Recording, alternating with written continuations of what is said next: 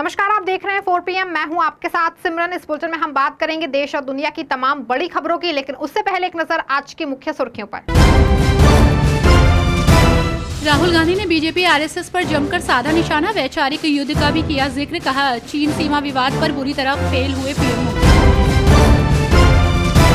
जम्मू कश्मीर में बीजेपी पर जमकर बरसे मल्लिकार्जुन खड़गे। कहा, 20 सीटें और आती तो जेल में रहते ये लोग।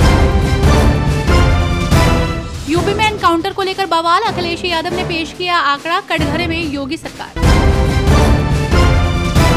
हरियाणा चुनाव के लिए आपने जारी की चौथी लिस्ट, विनेश फोगाट के खिलाफ रेसलर कविता को दिया टिकट।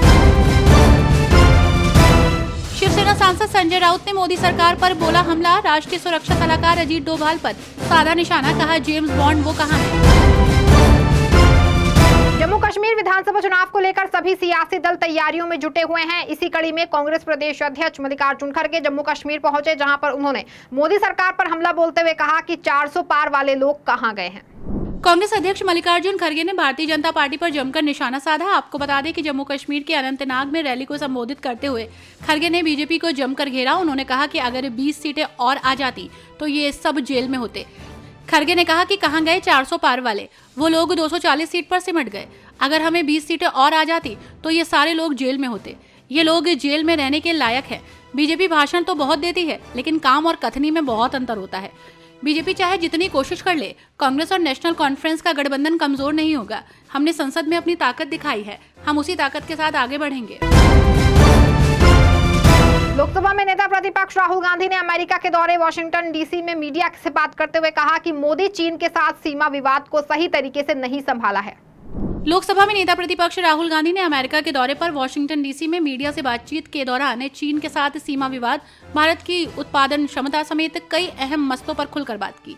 राहुल गांधी ने प्रधानमंत्री नरेंद्र मोदी पर निशाना साधते हुए कहा कि उन्होंने चीन के साथ सीमा विवाद को सही तरीके से नहीं संभाला है और उन्होंने अमेरिका और भारत के बीच उत्पादन के क्षेत्र में सहयोग की वकालत की। उन्होंने कहा कि चीन के गैर लोकतांत्रिक उत्पादन मॉडल का मुकाबला करने के लिए दोनों देशों को साथ आना होगा। हरियाणा में विधानसभा चुनाव को लेकर सियासी हलचल काफी तेज है और राजनीतिक पारा हाई हो रखा है। इस बीच कांग्रेस नेता भूपेंद्र सिंह हुड्डा ने बीजेपी पर निशाना साधते हुए कहा कि बीजेपी जा रही है, कांग्रेस सत्ता में आ रही है।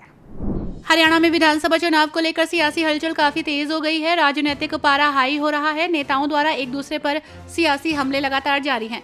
इस बीच गढ़ी सांपला किलोई विधानसभा क्षेत्र से कांग्रेस उम्मीदवार और पूर्व मुख्यमंत्री भूपेंद्र सिंह हुड्डा ने कहा कि लोग हमें आशीर्वाद देते हैं और उनकी सेवा करना हमारा कर्तव्य है। लोक सेवा ही हमारा उद्देश्य है, जिसके साथ में मैं और मेरा परिवार राजनीति में आए हैं। उन्होंने कहा कि जनता ने मुझे मौका दिया है और हम उनकी सेवा करेंगे। हुड्डा ने कहा कि हरियाणा की 36 बिरादरियों ने यह तय कर लिया है कि अब की बार कांग्रेस की सरकार, बीजेपी जा रही है और कांग्रेस सत्ता में आ रही है। फर्जी एनकाउंटर को लेकर के सपा प्रमुख अखिलेश यादव प्रदेश की योगी सरकार पर लगातार हमलावर हैं। वहीं एक बार फिर से अखिलेश यादव ने यूपी में एनकाउंटर पर आंकड़ा पेश किया, जिसमें योगी सरकार आई कटघरे में आ गई है। फर्जी एनकाउंटर को लेकर सपा प्रमुख अखिलेश यादव प्रदेश की योगी सरकार पर लगातार हमलावर है। अब एक बार फिर अखिलेश यादव ने सोशल मीडिया पर बीजेपी को घेरते हुए लिखा कि भाजपा राज में एनकाउंटर का एक पैटर्न सेट हो गया है। पहले किसी को उठाओ, फिर झूठी मुठभेड़ की कहानी बनाओ, फिर दुनिया को झूठी तस्वीर दिखाओ, फिर हत्या के बाद परिवार वालों द्वारा सच बताए जाने पर तरह तरह के दबाव और प्रलोभन से उन्हें दबाओ। विपक्षी राजनीतिक दलों द्वारा भंडाफोड़ होने पर अपने दोयम दर्जे के नेताओं को आगे करके शीर्ष नेतृत्व को बचाओ।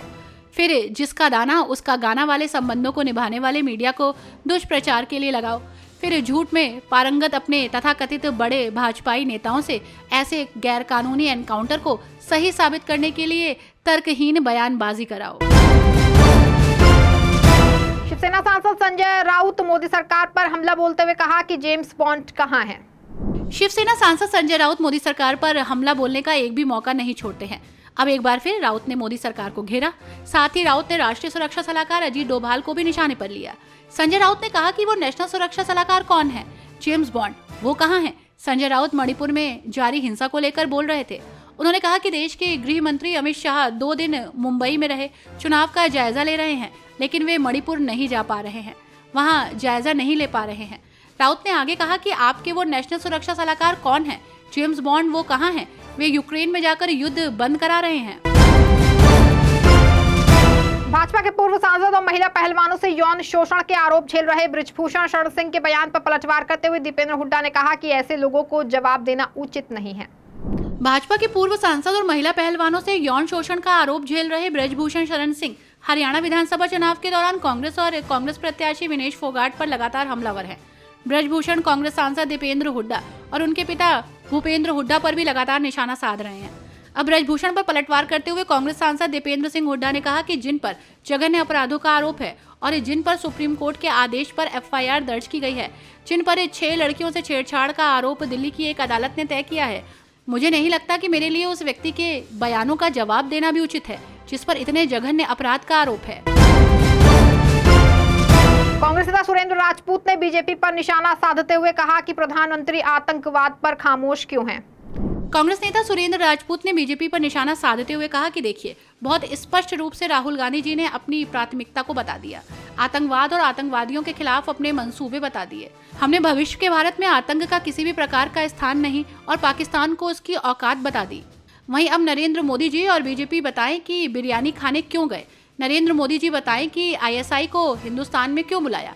नरेंद्र मोदी जी इस वक्त बताएं कि उनकी पाकिस्तान पर और आतंकवाद पर क्या नीति है, क्योंकि कश्मीर में पाकिस्तानी आतंकवाद के कारण हमारे जवान लगातार शहीद हो रहे हैं। सपा नेता फखरुल हसन चांद ने बीजेपी पर हमला बोलते हुए कहा कि बीजेपी को बाबा साहब के संविधान और न्यायपालिका में विश्वास और भरोसा नहीं है। समाजवादी पार्टी के नेता फखरुल हसन चांद ने बीजेपी पर तंज कसते हुए कहा कि समाजवादी पार्टी पहले से ही कहती आई है कि भारतीय जनता पार्टी का देश के बाबा साहब डॉक्टर भीमराव अंबेडकर के संविधान में न्यायपालिका में विश्वास और भरोसा नहीं है। बीजेपी हर वो काम कर रही है जिस काम की इजाजत देश का संविधान नहीं देता। समाजवादी पार्टी बाबा साहब के संविधान की बात कर रही है, कानून और न्यायपालिका की बात कर रही है, क्योंकि देश के संविधान में न्याय व्यवस्था है। कार्यपालिका और न्यायपालिका के काम अलग अलग है और किसी को भी किसी के अधिकार क्षेत्र में अतिक्रमण करने का अधिकार नहीं है। समाजवादी पार्टी कानून, न्यायपालिका और संविधान की बात करती रहेगी। अन्याय किसी के साथ होगा तो उसके खिलाफ आवाज उठाती रहेगी। इस बुलेटिन फिलहाल बस इतना ही। ऐसी तमाम राजनीतिक खबरों के लिए बने रहें और जुड़े रहें 4 PM के साथ। धन्यवाद।